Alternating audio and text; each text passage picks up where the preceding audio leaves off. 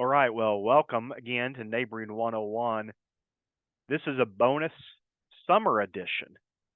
There's sometimes a month or two in the summer when we don't meet live, but I still want to bring quality content to you to help you in your neighboring journey and whatever plans you have in your community. And today is one of those. This is coming from 2024. I had tried for a while to get these two speakers live. They are older now and not really doing a lot of live interviews, but they gave me access to an interview that they did about 10 years ago on the subject of loneliness, the lonely American. This will be very relevant to this group. If you have not read their book, I am, of course, talking about Jacqueline Olds and Richard Schwartz. They are the authors of The Lonely American. It's a often referenced book. It is a quality read. It's research heavy, but with some really important themes throughout. And I know when I first came in contact with that book and read that, there was a aha moment in it for me. And I have followed up with Richard Schwartz in the past. We have talked a couple of different times by phone about his findings and something that they said really at the very beginning of that book. And he even said to me one time, this is a quote, these comments in the book were based on accumulative observations over time rather than a formal study. So there is no need to cite any underlying research other than the book, The Lonely American. And what we're talking about is this observation that they made that Americans now seem to think a good neighbor is someone who's quiet and leaves them alone. That was just their observation from the research and material and the interviews that they were doing. Now, I know in Missouri, we have since done some scientifically based surveys and come up with those same types of findings, that is the case, at least currently. We're working so hard to change that, to help people understand that what we need is engaged neighbors, not just someone who's quiet and leaves you alone. So, back to the Schwartz and their book, The Lonely American. Highly recommend it. And so the text that I agreed with him that I would share as a precursor to showing this interview is as follows. Two psychiatrists from Harvard Medical School reviewed studies from the 1950s, and they observed that Americans at that time expected interaction to be welcomed in the neighborhood. They expected to share tools or food. They expected to watch each other's children and to have someone to watch their home and get their mail when they were gone, and someone who would even invite them over for dinner. The neighbor relationship was focused on social interaction. By 2012, when these researchers, Dr. Jacqueline Olds and Dr. Richard S. Schwartz, wrote their book, The Lonely American, they were observing that neighborhood and neighbor behavior was very different. In fact, they sum up their answer to the question of what Americans expect in a neighbor as someone who's quiet and leaves them alone. Mark Dunkelman makes a similar observation in his book, The Vanishing Neighbor, and I hope to have him on as a guest in 2025. So again, this is a greatest hits video of Olds and Schwartz bringing to you. This is something that they granted me access to for this class. I think it's worth your time to listen in and hear what they have to say about these neighboring relationships. Oh, I should have said at the very beginning that this is Neighboring 101, and this is the program where we talk to leaders in the neighboring movement all across the nation, different researchers and practitioners and authors on books related to this subject. I'm so glad you're part of this growing and expanding network. And today, I hope you enjoy this hour-long presentation discussion from Jacqueline Olds and Dr. Richard Schwartz. And I'll get the share going here. I'll be back at the end with some additional comments. Thank you very much. We wanted to thank the Cambridge Forum for inviting us and all of you for showing up. I'm going to tell a quick story before Jackie tells you a little about the book. A few months ago, I got a message from a patient of mine, a very dynamic school principal, canceling her appointment with me at the end of the day. Her message was something like this: "It's been incredibly busy at work today. I'm just completely exhausted. I have a terrible headache. I think the best thing I can do is just go home and go to bed. I'm really okay, and I'll see you next week." I listened to the message and I wondered, should I call her? She'd been through a very messy divorce. She'd been depressed. She'd had some very hard times along the way, but she'd made it through with my help and the help of her old friends and her grown children. And her phone message made sense to me, so I didn't call. Later that night, she called. Could I see her the next day? She'd spent the evening on the internet trying to buy a gun. It turns out it's hard to do legally in Massachusetts. She'd planned to kill herself. When she left the first message, she really had felt okay, just exhausted, but at home, feeling very alone. In the nighttime, she became convinced that she'd worn out the goodwill of all of her friends and her children and of me, and she couldn't ask for anything more from people, and she couldn't make it alone. As you listen to Jackie, you might think to yourselves about times you yourself, hopefully less dramatic times, have asked yourself that same question I did. Should I call? With friends who say, my life is just too busy now, I'm exhausted, and you wonder, should I call? Should I bother them? Or more often, you might just notice that a friend has stepped back a little and always seems to be busy with something else. So again, you wonder, should I call? I'd ask that you think about that in your own experience as you listen to what Jackie has to say. Thank you. Well, let me just tell you a little bit about how we came to write this book. 12 years ago, we wrote a book called Overcoming Loneliness in Everyday Life, which is really to bring loneliness out of the closet. We wanted to destigmatize loneliness because we felt that everybody was so embarrassed that it took people too long to admit that they were lonely and then try to solve the problem. And instead, they often came to us hoping for a psychiatric diagnosis. So that book was more of a self-help book with some ideas and some anecdotes about how to acknowledge the problem and work on solving it. And because of that book, in 2006, when there was a publication of new data showing that that trend towards social isolation was getting even worse, NPR decided to talk it over on a radio show, On Point, and they asked me to come be part of it along with the sociologists who had found the new data.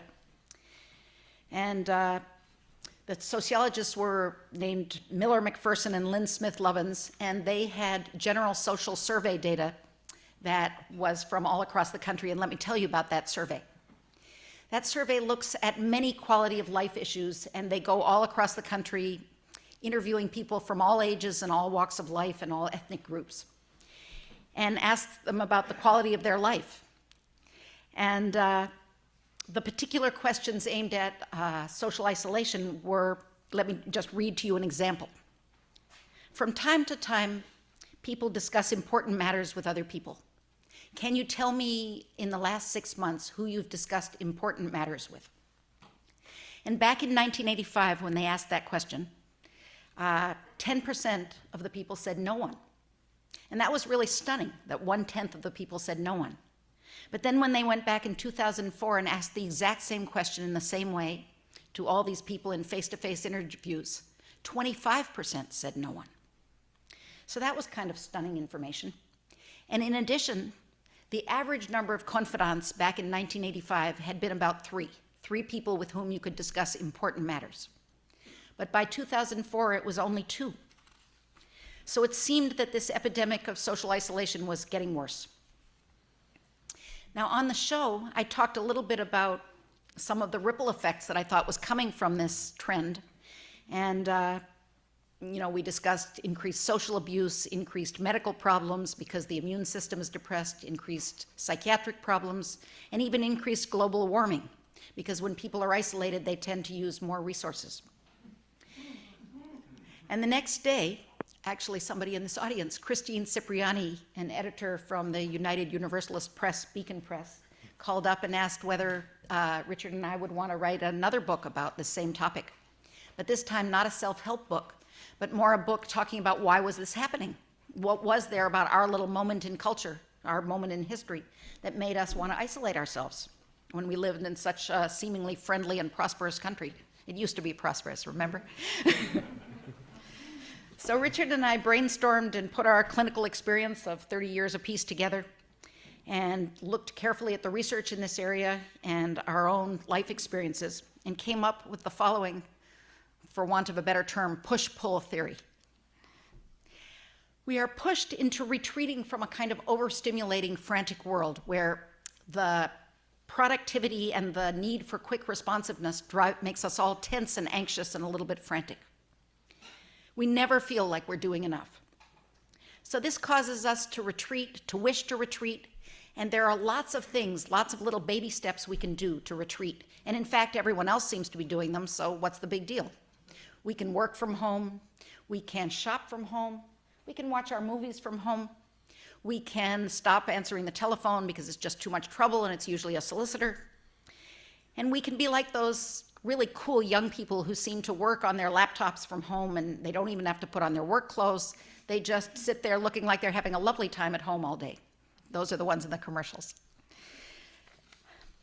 We're also, the pull part of the theory is that we're pulled by a kind of iconic hero in American culture. The notion that you can be idealized outsider hero or heroine. And if you don't need other people and you're not too well connected. And we know that this is very idealized because every time someone runs for president, they're always persuading us that they are really the true outsider. No matter how much like an insider they look, they're always convincing us that they're the real outsider. So we know that if we step back from being part of the mainstream, in America it won't be quite as lonely because we'll have all those idealized heroes to keep us company. Sooner or later, after we retreat, we start to feel a bit lonely and left out. Just imitating everyone else can get us into trouble nowadays. But what we usually don't realize is that we gave off signals to others that we were just a bit too busy to socialize. There's a kind of cult of busyness. One of our good friends said the other day, it used to be, 15 years ago when you had a neighbor you liked, you'd do all you could to go and visit them. Now if you have a neighbor you like, you try your best not to bother them. So the situation of feeling left out can become a chronic condition. And when people feel left out, they try to compensate for their left out feelings by eating too much, by drinking too much, lazing around in front of the TV, and trying to make things just the way they want them. And pretty soon they get a little set in their ways, and they may have lost the ability to compromise that you have to have when you're part of a family or a relationship or a community. And it's also true that that business of wanting everything just your own way can use up a lot of resources. Now, just to talk about that for a second, even before this general social survey data came out, there was the census data, which ever since 1940 has been changing in the direction of more and more one-person households. So that whereas in 1940 there were about 7% one-person households, by 2000, the 2000 census, there were 25% one-person households over the whole country, which seems like a huge amount, but it's nothing compared to Cambridge or Manhattan or San Francisco, where it's in the 40%. So to go on, you might think that in nuclear families this is just not a problem because at least in a nuclear family you have each other to keep you company. But it turns out that in nuclear families we are cocooning more than ever. And Robert Putnam in his book Bowling Alone has shown that we socialize much less than we used to.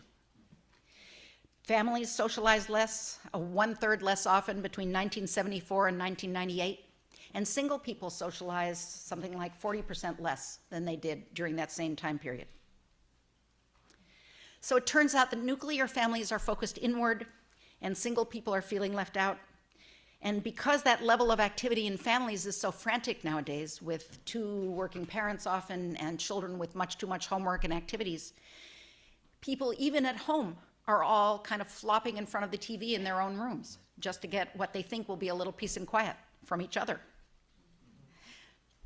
So just to review, we talk about the ripple effects that Fred mentioned, and I'm just going to very briefly go over them, and then Richard will tell us about them in more detail. The ripple effects of social isolation are incredibly widespread. People are much more prone to getting sick and even dying when their immune system is depressed, as it gets when you're socially isolated. The civic and political health of our nation suffers when people are not well connected with their communities. Global warming and indiscriminate use of resources is more likely when people try to live independently rather than in some mutually dependent situation. We become more paranoid and fearful when we don't have other people to confide in and compare notes with. And if you just think about how rarely nowadays you see children playing in groups out in the neighborhood, you realize how much paranoia is around. And people are much more prone to drug abuse and even taking prescribed drugs and drinking, because if you feel like you can't count on other people, at least you can count on taking your medicine or taking your drink at a regular time, and you can count on it. You can control it. So there's much more of all those things since we've become such an isolated nation. Before I hand the mic back over to Richard, I just want to say that I think the fact that there's so many mental health professionals like ourselves is actually a problem, because it makes people assume that if they're lonely, it must be their own personality flaw. But actually, people from other countries immediately are able to diagnose us as a kind of workaholic, lonely nation, unless they happen to come from one of those other workaholic, lonely nations. We're so prone to thinking that we can improve ourselves that we don't notice how much the societal problem of loneliness and feeling chronically left out has emerged. And since the stigma of loneliness is still much worse than the stigma of mental illness, most people would rather search for a diagnosis than admit to themselves or others that they're lonely. Thank you. At the center of all of this is the idea that feeling left out is important, that it's one of the major engines of human affairs. I'm just going to mention a few intriguing science facts to back up that idea, and then say a few words about technology, because that's usually the first question we get. Here's a quote from a recent international conference on attachment and bonding. Positive social relationships are second only to genetics in predicting health and longevity in humans. That connection, which is pretty well known, between social relationships and health, really hit the front pages with a 1988 article published in the journal Science that looked at several large-scale epidemiologic studies in different parts of the country. And the one-sentence conclusion that they came to is approximately this: isolated individuals are twice as likely to die in a 10-year period as their more socially connected neighbors. And that effect seems to be the direct effect of being isolated or lonely. It's not mediated by all those behavior changes that you think might go along with being lonely that Jackie already mentioned. This is after you factor out things like alcohol use, smoking, not exercising, not seeing your doctor, all those sorts of things that might go along with being more isolated. This is just from the social distance itself. Over the next 20 years, people have spent a lot of time trying to tease out where loneliness and social isolation affects us biologically. And one really fascinating piece of the puzzle emerged in a study that was published about a year ago. They looked at the genetic expression, the activity of genes in human white cells. And it turns out that loneliness affects us at the level of our DNA, which is pretty basic. They looked at people in two categories. The expression that they used was perceived social isolation. People who felt it and people who didn't feel it. By perceived social isolation, they mean just simply that you don't count social contacts. You ask people, are you lonely and left out or not? And what they found is that feeling lonely and left out changes the level of activity of more than 200 genes in our white cells, most of which are related to the building blocks of our immune system. So why, you might wonder, does social connection affect us so strongly in a biological way? My best answer is a quote from a Stanford sociologist, Patricia Barkus, Over the course of evolution, the small group became the basic survival strategy developed by the human species for dealing with almost any circumstance.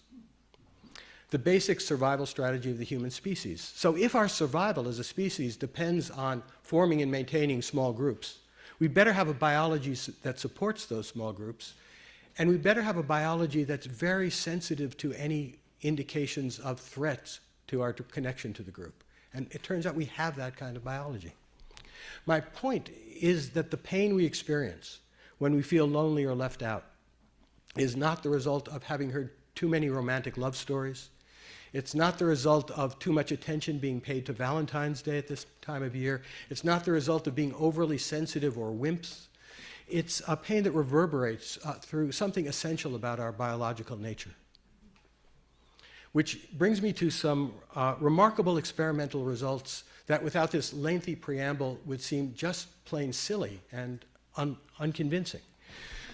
Two social psychologists, Roy Baumeister and Jean Twenge, have studied social isolation, being left out in the laboratory. They've designed experiments to leave people out and then see what happens. Here are the two setups that they used. In one, college students meet in small groups for 15 minutes. This is a group of strangers. They're told that people are going to form working groups that like and respect one another, and are asked to name two people they'd most like to work with. Then the students are randomly assigned to one of two categories. The accepted category, I have good news for you. Everyone chose you as someone they'd like to work with. And yes, the rejected category, I hate to tell you this, but no one chose you as someone they wanted to work with. The second setup is a little more complicated. They give everybody a personality test. Give accurate feedback to become convincing that they know what they're talking about, and then, seemingly as a casual aside, say one of three things. You have the type of personality that over time tends to become more and more connected and have wonderful relationships and lots of friends and stable families, and late in life you're going to be really embraced by the bosom of loving people in your life, or words to that effect. The next group is told, you're the type who will end up alone later in life. You may have friends now, but you'll probably drift away from them. You may get married, but that probably won't last. You're going to be alone. And the last group was told, essentially, you're going to have a miserable life, but the reason is, even if you haven't noticed it yet, you're likely to become accident-prone and have lots of injuries and disabilities. But nothing about their social state. So let's be clear about these two situations. One setup makes people feel rejected by a few strangers who make no difference in their life, and the other makes people feel bad based on a prediction of a personality test about what their life is going to be like in 30 years, which you would hope nobody would take that seriously. So these are really minor interventions in people's lives, and they had astonishingly pervasive and important effects. The left-out people were more aggressive. They were more likely to torpedo a job application of someone. They were more likely to blast an opponent in a video game with what they thought was damaging noise. And they were more likely to do these things not just to the people who they felt left them out, but to neutral people, the equivalent of innocent bystanders.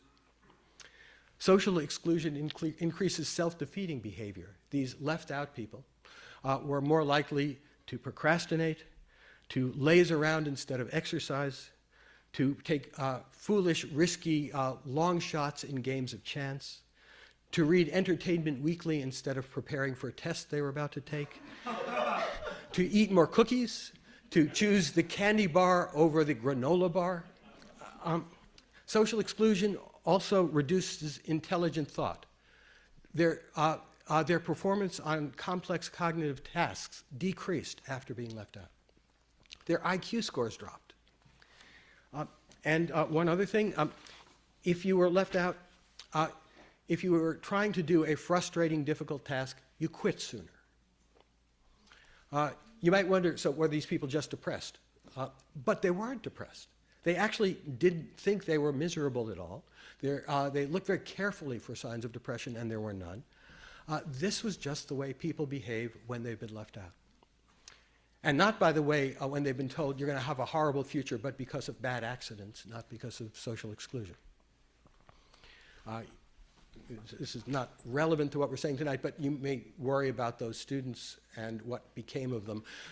They actually were debriefed before they left the lab and didn't have to spend sleepless nights worrying about no one loving them. So social isolation affects our health, our productivity, even the safety of innocent bystanders. As Jackie mentioned, it affects our ecological footprint. But what about technology? Maybe we don't visit our neighbors so often. Maybe we live alone a lot of the time, but we now have all these wonderful technologies of connection. How well do they work? The real answer is we don't know yet. There are two major research groups that have looked at the social consequences of being on the internet, and they come to exactly opposite conclusions. One claims they have proof that it is the greatest thing since sliced bread for social connection. The other that it actually decreases your involvement with family and friends. We'll know more about this over time. But here's my last intriguing science fact. The orbital frontal cortex, somewhere here, is the part of the brain that seems to be where the ability to make social judgments is located. It's, without it, we misread social situations, act inappropriately, don't notice when we've made social mistakes so we don't repair them. So what information does our brain ordinarily need to stay on track socially? It turns out that the orbitofrontal cortex receives input from all 5 of the senses and even the state of our internal organs. Our brains use all the sensory information available to us, all the physical data it can get to monitor and modulate our social behavior. Social engagement is inherently a physical enterprise, or it has been, and we're starting to change that now.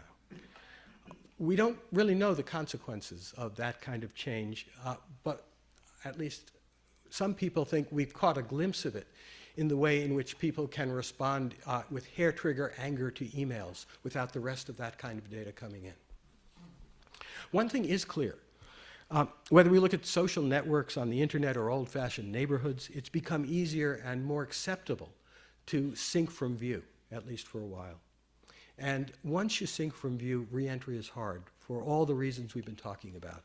The franticness of daily life, our romanticization of the self-reliant loner, the behavioral changes that go along with feeling left out itself. The problem isn't simply the pathology of a lonely person. It's a collective problem, and it's not best addressed by giving all lonely people a diagnosis of either depression or social anxiety and an antidepressant medication, which increasingly is the assumption that people seem to make when they walk into our office feeling embarrassed by their loneliness. Stop here.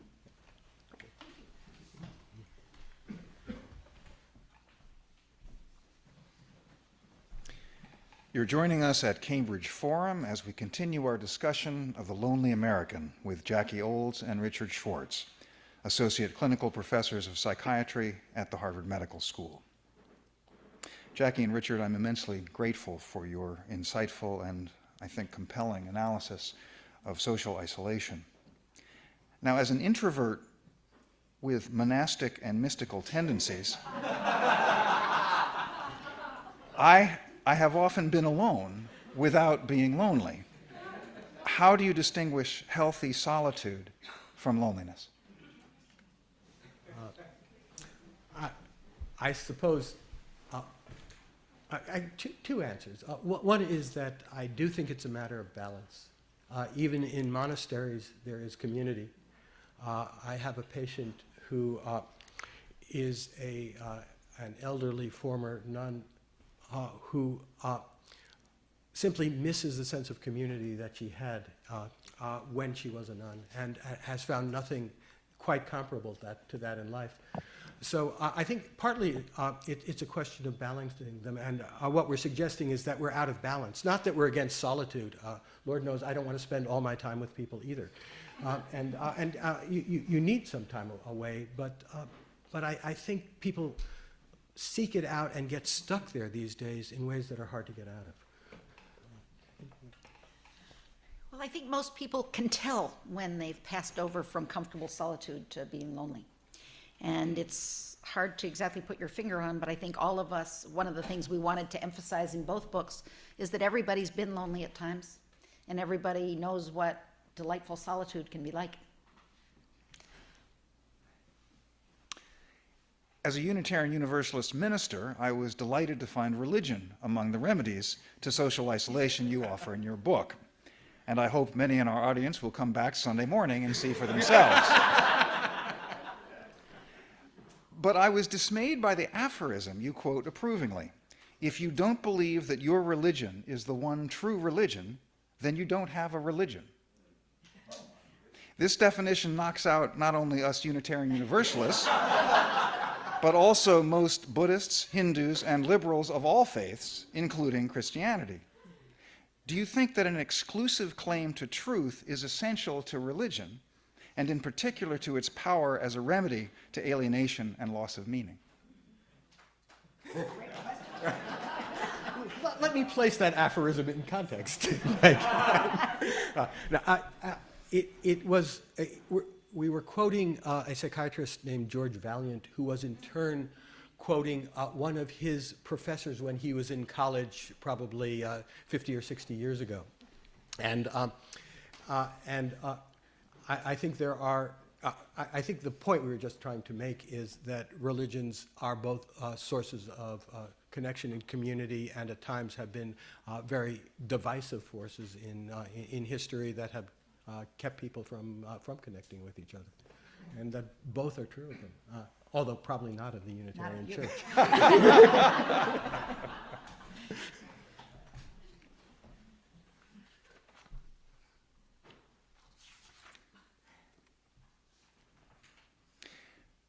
You're listening to Jackie Olds and Richard Schwartz discussing The Lonely American. Let's take some questions from the audience. Please line up at the microphone.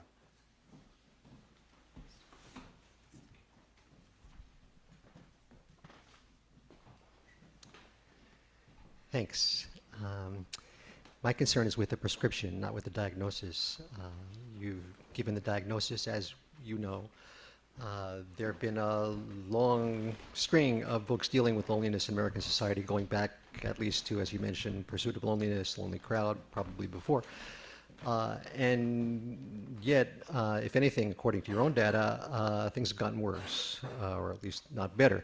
So why do we believe, or should we be believing that because of diagnoses like the one you're making in your book, that things will get better?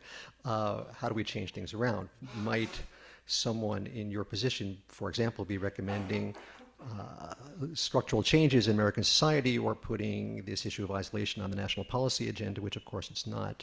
How do you go about changing things so that folks like you, a generation from now, are not sitting in your chairs with another book talking about the same thing?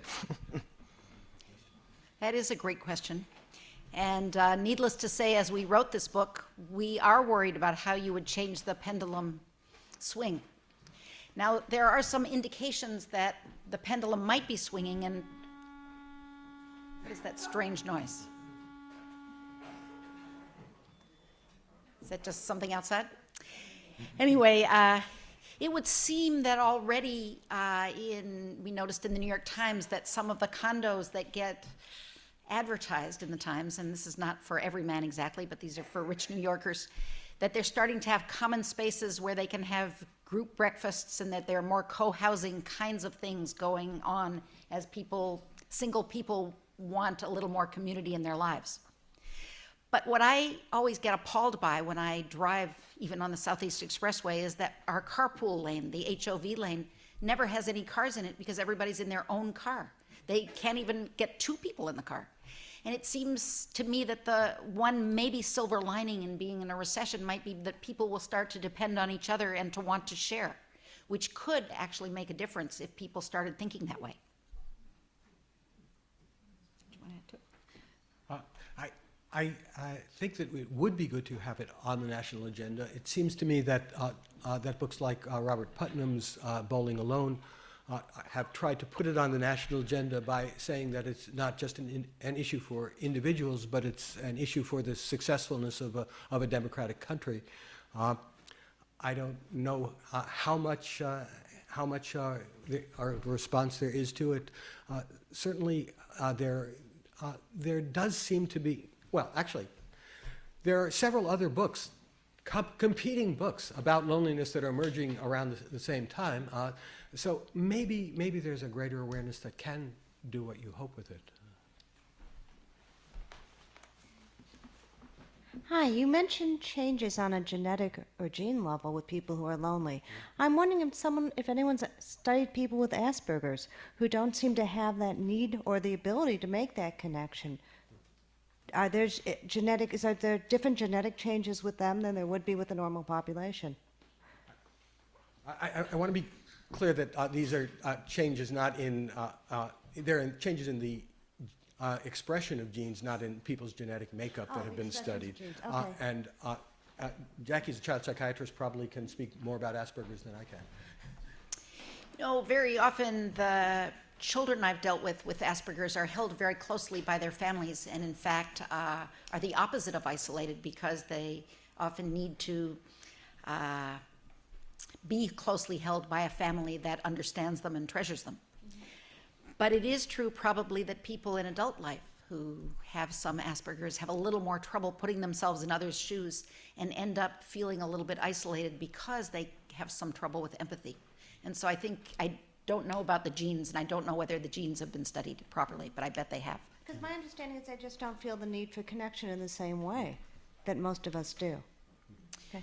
Well, I think in a different era, it wouldn't have been called Asperger's, it would have been called self-contained. And there's a wonderful book by Anthony Storr about solitude and about all the incredibly important contributors to our civilization who were solitary in their style of life. We live in a neighborhood that's 70% gentrified. People have lived there 5 years or less. And we see a lot of people that are very uncomfortable in their skin walking in the neighborhood. They don't attempt to relate to each other or talk to each other. They just go about their daily activities, really isolated. It's very obvious. How do you create a sense of community? How do you reach out to these people and get them interested in participating? I grew up in solitary Manhattan without the real experience of a neighborhood. I had the experience when we moved into our neighborhood in Cambridge of suddenly discovering what it was like to actually have neighbors who we knew. As it happened, many of them were older families, partly with roots in the Midwest, and they taught us how to be neighbors. They brought us casseroles when our children were born. They invited us over and made sure that everybody on the street was also invited. They taught me at least, Jackie may have known more about it, what being a neighbor was like if you took neighborhood seriously. I think that's still possible to do. I don't know what you think. I think what I found is that you have to be very willing to make overtures, which are essentially fishing expeditions to see who recognizes an overture when they see it and sort of takes the olive branch and reciprocates. And it can be over simple things. I mean, even the crime watch in a neighborhood allows people to watch each other's, garages and make sure bicycles aren't stolen. Then if you start watering each other's plants and taking care of each other's pets and, watching to make sure that mail isn't left on the front porch, all of that is the beginning of a neighborhood network. And it means that someone in that neighborhood has to be willing to go out on a limb and make lots of overtures. And pretty soon you can have block parties and neighborhood potlucks where people finally start to get to know each other. All right, thank you. So that's a good segue to my question. This notion of fishing expeditions, I'm perceiving that there's sort of two classes growing in society. Those who at some point in their life have known what this sense of connectedness is, and perhaps a younger generation that may have not experienced it. And if I could indulge in just a brief metaphor, Garrison Keillor has a wonderful story about comparing giant red succulent tomatoes that you grow in your backyard versus what you buy in the supermarket. And he describes what you get in the supermarket as green styrofoam balls that are strip mined somewhere in Texas. And if you've only eaten the green styrofoam ball your entire life, you don't know that you're missing anything. So how do you fish those people? Well, that is such a great question. And a great metaphor. Right. Well, the truth is that everybody has a yearning for belonging that Richard talked about being kind of built into our system, where we want to be part of small groups. And so that it's very rare, even for a young person, to have never had anything like a small group, or any experience even with one parent that gave them a group of two, that made them understand how nice it is to come home or have a sense of belonging. But it is true that some people have much less experience with that than others. And essentially, in a way, it's up to all of us who have a sense of community to publicize that widely and talk about all the benefits. And here, most of those same young people who might have no sense of community, they're really good about going to the gym. So if they've managed to learn how important it is to go to the gym and exercise, maybe they could learn the same kind of thing about connecting. Thank you. Hi, I noticed your book is not called The Lonely Canadian or The Lonely Mexican, and so, or The Lonely Italian or something. And so, and I also know that your book talks about the concept of tiebreakers. But my question is, do you have some feeling for uniquely American aspects of this problem in comparison to other countries, and not just the two that I mentioned, but as a comparative kind of thing? We think what's particular to America is not the push of the frantic life, but the pull of the whole pantheon of self-reliant loner outsider heroes. Whether it's Emerson's essay on self-reliance, whether it's the picture of Thoreau in his cabin, whether it's Daniel Boone moving on when he saw the smoke from people's chimneys, whether it's Sarah Palin saying that I come from the frontier where I can do things that other people can't do and don't have the petty needs that other people have, that we idealize what it is like to be a person apart.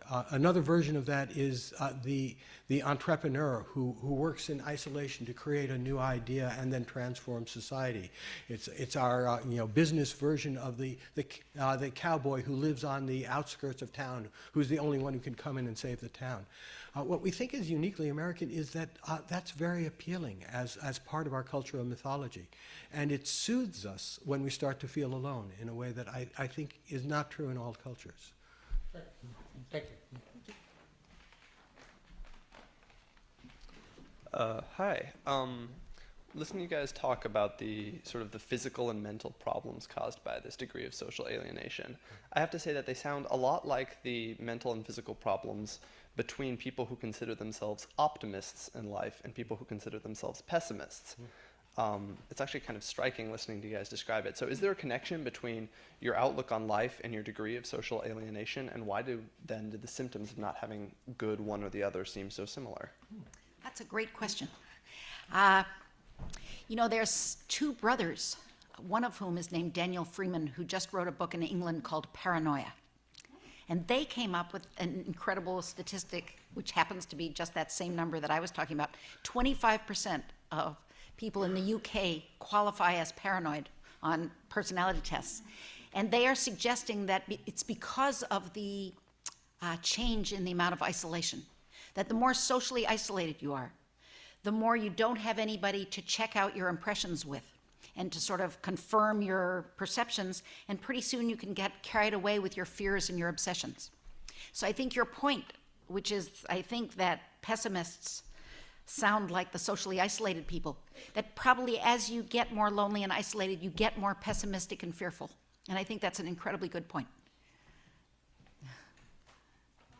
I've not read your book, though it might address this issue. When people come to you and say, I'm isolated and lonely, what do you say? What do you say? Well, we probably do start out acting like most psychiatrists and try to find out, why. And the only thing that we would do somewhat differently is we would look more widely at the social environment that someone is in about the why, and not just see it automatically as someone's depression or shyness or anxiety. I'm not sure if I'm answering the question. What techniques there are for getting out of this? Yeah, okay. For getting out of it. Well, that very first book we wrote, the Overcoming Loneliness in Everyday Life book, essentially what we said is that since people are so crazily busy, and in fact, Ned Hallowell wrote a book called Crazy Busy, which spoke to the same issue, that you, in a way, and this sounds so cold, but I don't mean it to sound cold, you have to engineer regular interactions with people into your life. So that if you could have, I see someone in my book group right there in the middle, if you have regular times where you see people, and that's why church or synagogue can be so terrific. If you have regular times that you have a babysitting cooperative, or you have a quilting bee, or you have a watercoloring group, or you have a time where you play tennis, and you see people regularly, even if they start off being strangers, over time you will get to know them better and you will feel them as friends eventually. But it really depends on regular contact, and it depends on having those regular ways of contacting people in your life. Okay. In your book, you mentioned that men and women have different patterns of making friends, that women keep making friends throughout their lives, and men tend to make most of their friends early in life, and then as their friends drop out of the picture, they become more lonely. And I was wondering why this was so, and also whether this is changing with more women in the workforce, and also, if it is true, why do women end up being just as lonely as men? Great question. You want to take it? All right. We're very self-conscious about that. No, I think that in different eras in history, sometimes men have been the keepers of the social network, and sometimes women have been. And we're at a moment in history right now where women are more likely to keep the social calendar than men are. And in fact, if you talk about people who have lost a spouse through death, women, in fact, are usually more connected and do better in terms of isolation or in terms of connection than men do. Now, my own theory about why there is that difference is because when, in a country like America where men and where everybody who works is supposed to work so full time, if you're trying your hardest to work full time and to be a good husband and father, there doesn't leave a lot of time for reconnecting with your old friends. And so back, you made friends when you had time to connect when you were a child, but you don't necessarily have time to make new friends as a grown-up. And when women were working part-time or not even working, they had some time to connect. But I think as women and men are working more and more together, equally hard schedules, that the sexes will start being equally isolated, which is a terrible thing. And I think part of the problem of being such a workaholic nation. About 20 years ago, we did a small study looking at the effect of different patterns of childcare on marital satisfaction. And one of the things that we weren't really looking at but stumbled upon anyway is most of the people in that study, they were all couples with at least one child under 5. And all of the men worked, and almost to a man, what they each said was that they were really committed to their career and their job, in part because they liked it, in part because they had to be. They were really committed to being more available and present as a father than their own father had been to their own children. And that left no time for male friends. That something had to give, and what gave during the years of child rearing for everybody in this admittedly small sample was the time that they used to spend with their friends. I don't know if that's still true. I don't know how generalizable it is, but and I suspect that it's increasingly true of women as more and more women are working as hard. Hi, I find your the message very, very compelling, and I really do believe it. But the thing I really wonder is, are we really lonelier now than people have been throughout history? I mean, I think of you know, the whole sort of history of America and immigrants coming to this country and being far from family, and the fact that so many social networks and sort of traditional neighborhoods that we talk about were very exclusionary across race and class lines.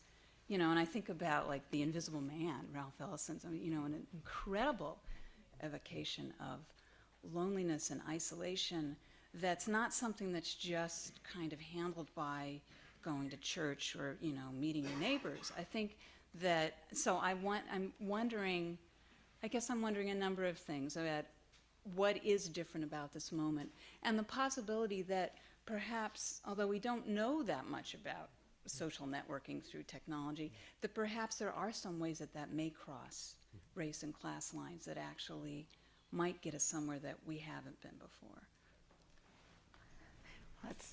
I think that's a very good question, and we couldn't help but wonder the same thing, which was, you know, is it so different now than it used to be? Now, when you talk about these exclusionary neighborhoods where, you know, maybe there was Little Italy and there was Little Ireland and, you know, it might be that those neighborhoods were exclusionary, but they were also closely knit. And there's a wonderful study of a little town called Roseto in Pennsylvania that was named after a town in Italy named Roseto. And a lot of those Italians emigrated to this town in America and, in fact, lived in that town very much as if it were a town in Italy. And when we read this study, it turns out everybody was in each other's business and all 3 generations would live in the same house. And it was a very closely knit kind of old world Italian society. And it turns out that people died of heart disease something like 15 years later than in the rest of America. And that it than in their neighboring communities. And so it turned out that level of connectedness, even though it might drive some people crazy, was really good for their physical health. And when the I absolutely believe that. I mean, that's I mean. But I think you bring up you know, a question about groups that is a little like the question Fred brought up about religion, that in the time that you were talking about, there was probably both greater community within groups and less crossing of community across those lines. And it's hard to say whether, if you did studies of loneliness back then, what you'd find. Yeah.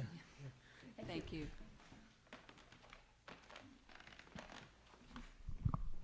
I find myself thinking about the way in which some of what you're talking about, and I didn't hear all of it, may be understood in a way to be coded for race and class and even marital status, and I think that's probably, some of that is in the book.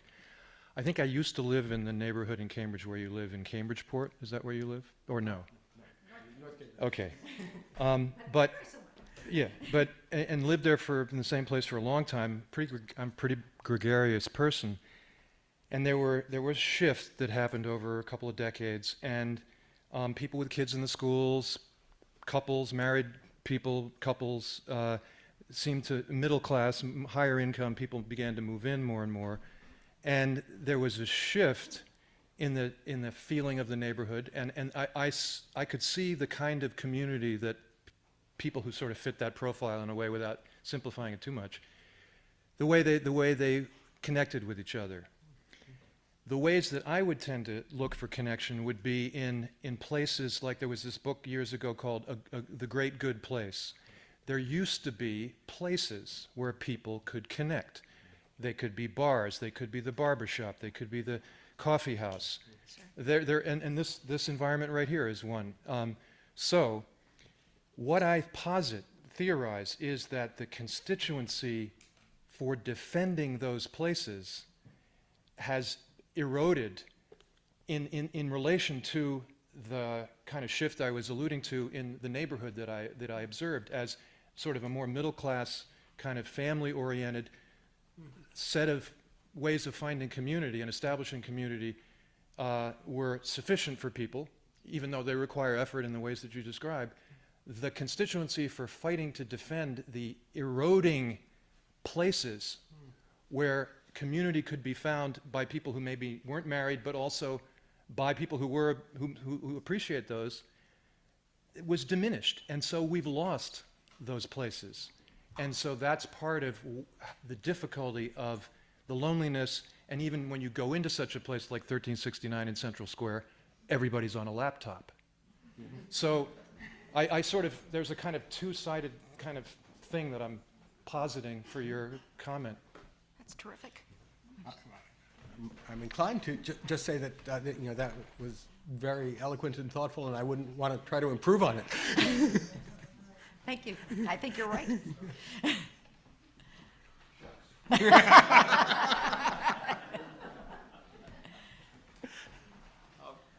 I wanted to make a point about the role of the Cambridge Forum in creating this kind of a forum. It was started 41 years ago, precisely to provide community people and citizens an opportunity to interact with the experts.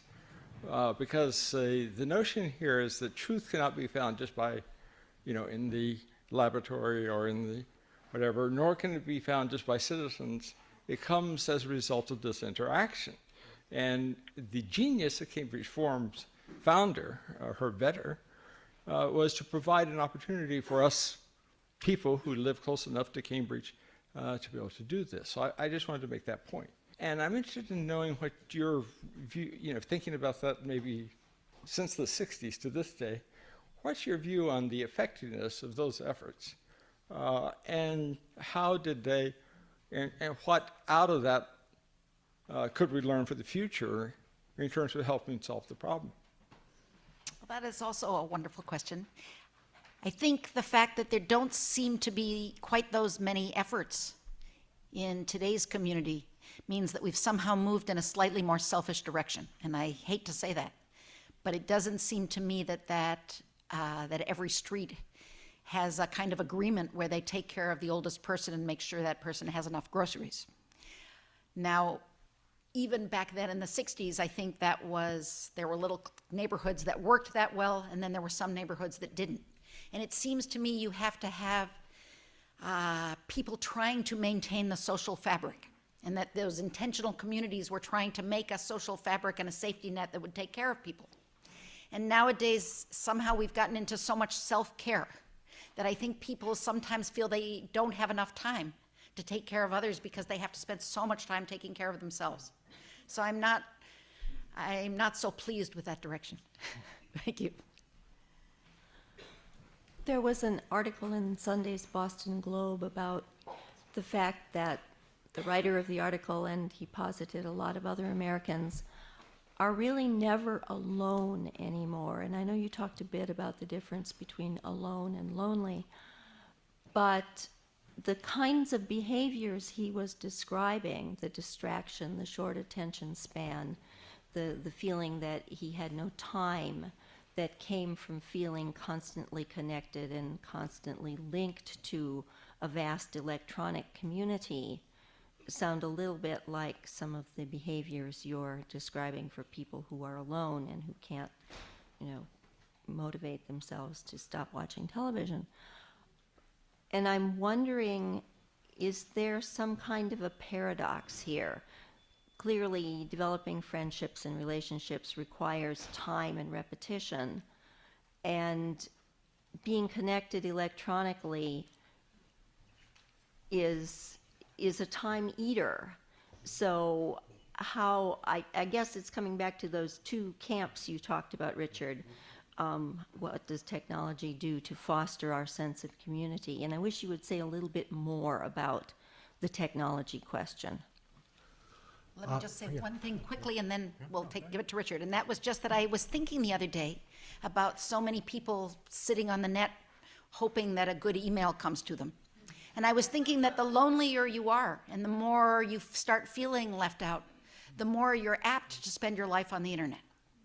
And that let's face it, most people don't just go to the internet, 3 times a day to check their emails. Most people spend hours surfing the internet. And it's a kind of vicious cycle, because the more you surf the internet and the more you give off signals to everybody else that you're very busy on your laptop, the more they don't include you, and you start feeling lonely and left out, and you have to go to that internet and you have to find somebody who's interested in you. And surely, even if it's a chat room with total strangers, you'll find someone. I am inclined to go back to the wording of that question in the general social survey that Jackie spoke about, because I think, whether intentionally or not, it was a very smart question. With whom have you discussed matters of importance in the last 6 months? And then actually asking for names or initials. And they found this vast, empty space in a lot of people's lives. Other studies have simply, in a telephone survey, asked people, how many friends do you have? And usually the answer is very, very high. And I think that the question is the difference between lots of very brief contacts and actually spending enough time engaged with another person so you and that other person feel you know each other well. And I think those are different kinds of enterprises. Well, hello and congratulations. We've never discussed this, but the whole discussion interests me because I'm an architect, as you know, and architects have to deal with solitude and loneliness in a lot of design, and how much design can play a role in mediating between those two polarities is a matter that has engaged us for generations. And there is a famous book written in the 70s by John Turner called Housing as a Verb, which took the emphasis away from the actual design of housing, but the process by which housing was made. And it was as much about building the building the fabric of the society as it was about building the fabric of the actual buildings.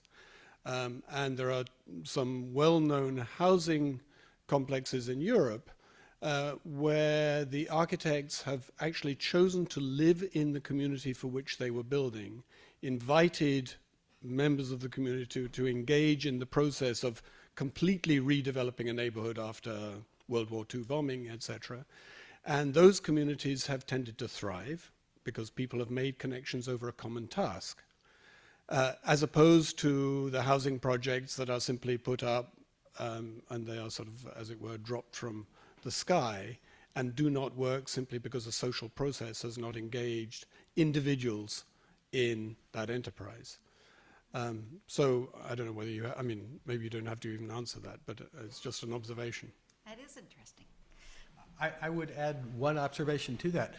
That town in Pennsylvania, Roseto, that Jackie talked about, that had the low rate of heart disease. One of the things that the researchers who investigated what was different about this town noticed is that that the houses were relatively close together, and all of them had front porches, and there usually was someone on the front porch.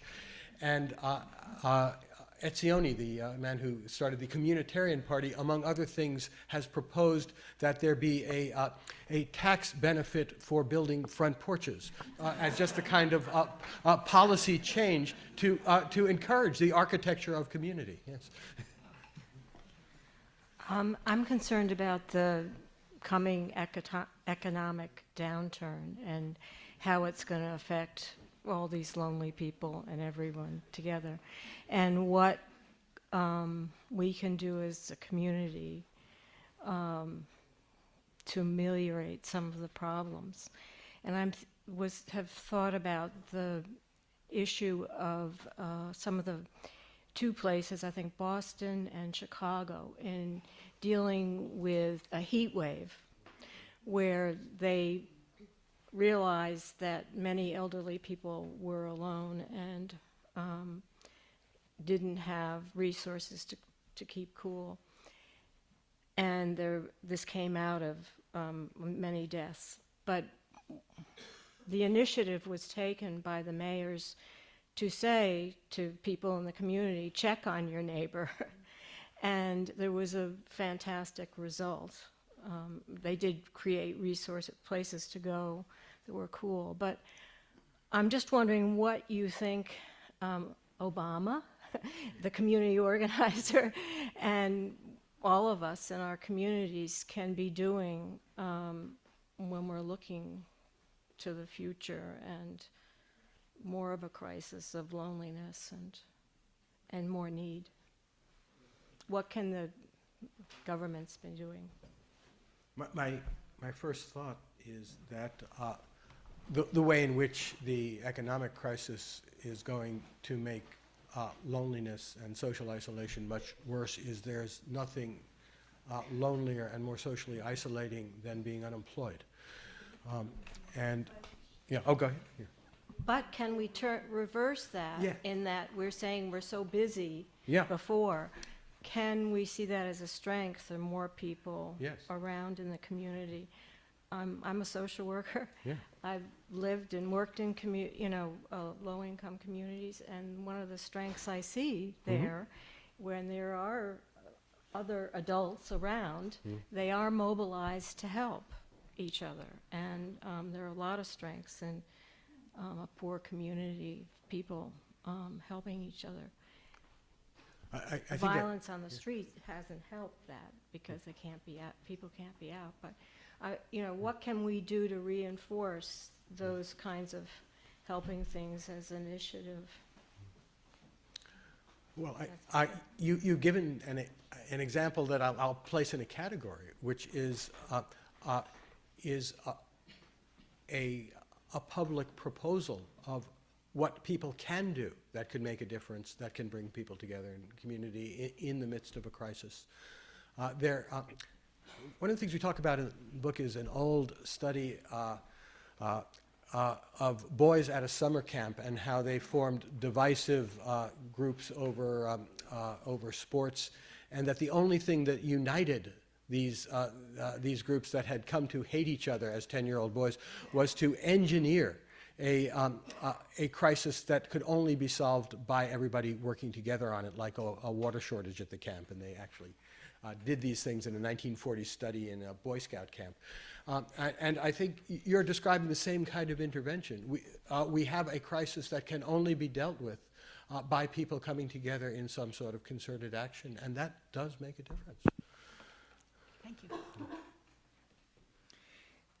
In your book, you talk about the power of small daily choices to make a cumulative difference in our lives and in society.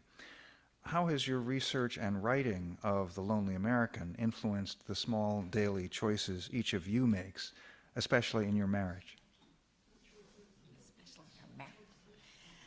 Well, one of the jokes that we often make about that very first book we wrote in 1996 was that after we wrote this book called Overcoming Loneliness in Everyday Life, which talked about the importance of reaching out and being more reciprocal and asking favors and then giving, essentially borrowing eggs from the neighbors and then reciprocating by giving them a cup of sugar, et cetera, was that it went completely against our grain because by nature we thought of ourselves as living in the little house on the big prairie and we thought we were self-sufficient and we didn't need to ask any favors.